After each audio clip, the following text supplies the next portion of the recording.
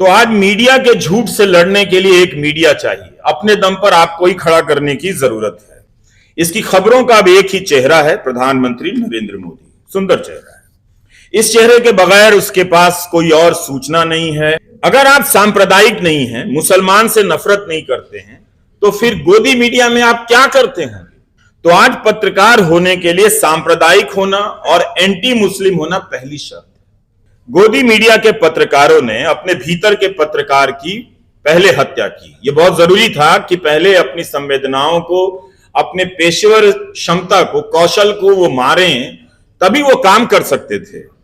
क्योंकि सारे अखबार के मालिकों को, चैनल के मालिकों को पता है कि जो फेक न्यूज है, जो व्हाट्सएप यूनिवर्सिटी का प्रोपेगेंडा है, वो साहब का है। आप उस पर हाथ मत डालो। और आप सब पैसा दे रहे हैं अखबार को, वो बंद कर दीजिए। आज से वो पैसा मुझे भेज दीजिए। मैं अच्छे अच्छे शर्ट खरीद के आपको तस्वीरें भेज दूंगा कि आपके उस 250 रुपए से देखिए कोई तो खुश है इस देश में।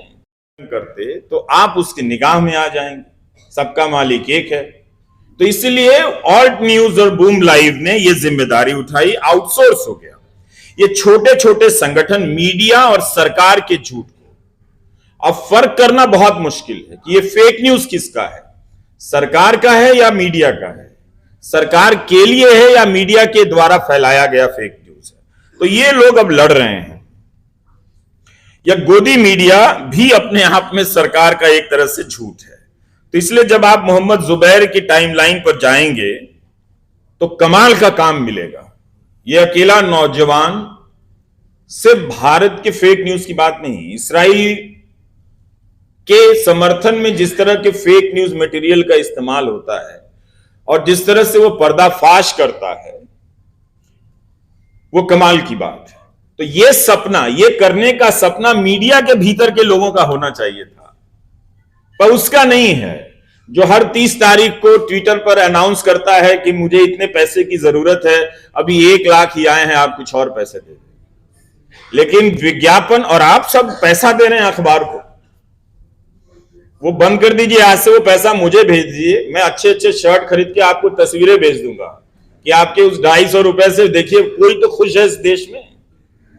तो वो बंद कर दीजिए। नहीं, तकलीफ होगी लेकिन बंद कर दीजिए वो काम। और बहुत सोच समझ के बोलता हूं। तो आए दिन ये नौजवान, अब इसने, और हर दिन ये जो समाचार एजेंसी है ANI, इसके न्यूज को वो कितनी बारीकी से पकड़ता है। कई बार इस तरह से पकड़ता है कि डिलीट करना पड़ जाता है ANI को अपने ट्वीट से। हर समय वो पर्दाफाश करता है। तो वो लगातार, तो पता है कि हर समय में मीडिया के भीतर एक विषय बनता है और उस विषय के हिसाब से जो योग्य पारंगत लोग होते हैं वो ले आए जाते हैं कहीं से, लेकिन कहीं नहीं है। क्योंकि सारे अखबार के मालिकों को, चैनल के मालिकों को पता है कि जो फेक न्यूज है, जो व्हाट्सएप यूनिवर्सिटी का प्रोपेगेंडा है, वो साहब का है। आप उस पर हाथ मत डालो। ये काम करना आपका नहीं है, बल्कि हो सके तो उसी में से लेके कुछ अपनी शाम का डिबेट निकाल दो। तो आज मीडिया के झूठ से लड़ने के लिए एक मीडिया चाहिए। अपने दम पर आपको ही खड़ा करने की जरूरत है। इसीलिए कहा कि जो मौजूद नहीं है, जिसका अस्तित्व नहीं है, जो भारत में है ही नहीं, उस मीडिया पर बोलना कितना मुश्किल है। गोदी मीडिया के पत्रकारों ने अपने भीतर के पत्रकार की पहले हत्या की। यह बहुत जरूरी था कि पहले अपनी संवेदनाओं को, अपने पेशेवर क्षमता को, कौशल को वो मारें, तभी वो काम कर सकते थे। अब वो काफी दूर निकल आए हैं। हम सबको पत्रकारिता में पढ़ाया गया कि कुछ नहीं तो 5 W याद रखना, who, what, when, why, where. अब इसकी जगह एक ही W है, व्हाट अबाउटरी का। उसी से ये काम चलाते रहते हैं। तो इसकी आड़ में वो अपने झूठ को सच साबित करता है और इसने खुद को खबरों से, सूचनाओं से विहीन कर लिया है। लोकतंत्र को जनता और विपक्ष से विहीन कर दिया है। इस मीडिया के स्क्रीन पर विपक्ष और जनता अब नजर नहीं आती है। इसकी खबरों का अब एक ही चेहरा है, प्रधानमंत्री नरेंद्र मोदी। सुंदर चेहरा है। इस चेहरे के बगैर उसके पास कोई और सूचना नहीं है। एक नई तरह की सूचना गढ़ी गई ताकि लोगों को पता न चले कि सूचना गायब है।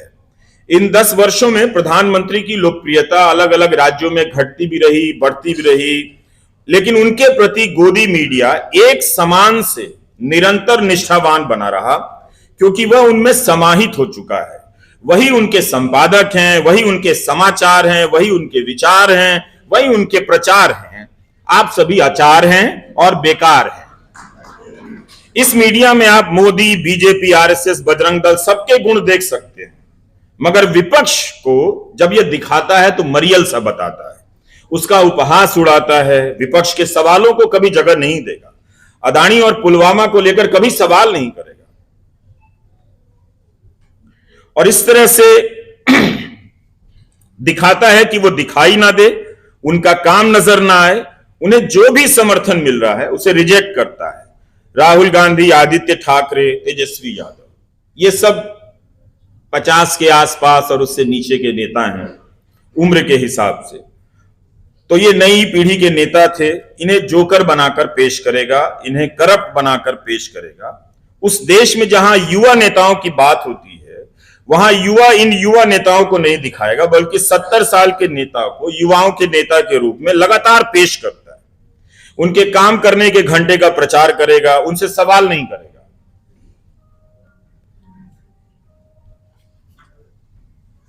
तो विकल्प की कल्पना से मुक्त यह गोदी मीडिया मोदी का संकल्प ले चुका है। वह उनकी पूजा भी करता है और अपने दर्शकों से उनकी पूजा भी कराता है। एक एंकर जोड़कर बता रहा था कि प्रधानमंत्री 100 घंटे काम कर सकते हैं, तो युवा 70 घंटे काम क्यों नहीं कर सकते?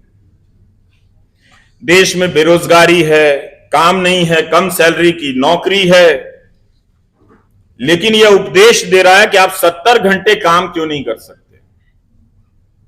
जैसे सभी को काम मिल गया है, बस युवाओं ने काम में मन लगाना छोड़ दिया। वो दफ्तर नहीं जा रहे हैं, वो छुट्टी पे घर बैठे हुए हैं। 2019 में इन युवाओं से कहा गया कि पकौड़ा तलना भी रोजगार है। अब उसे सुनाया जा रहा है कि 70 घंटे काम करो और काम का पता नहीं।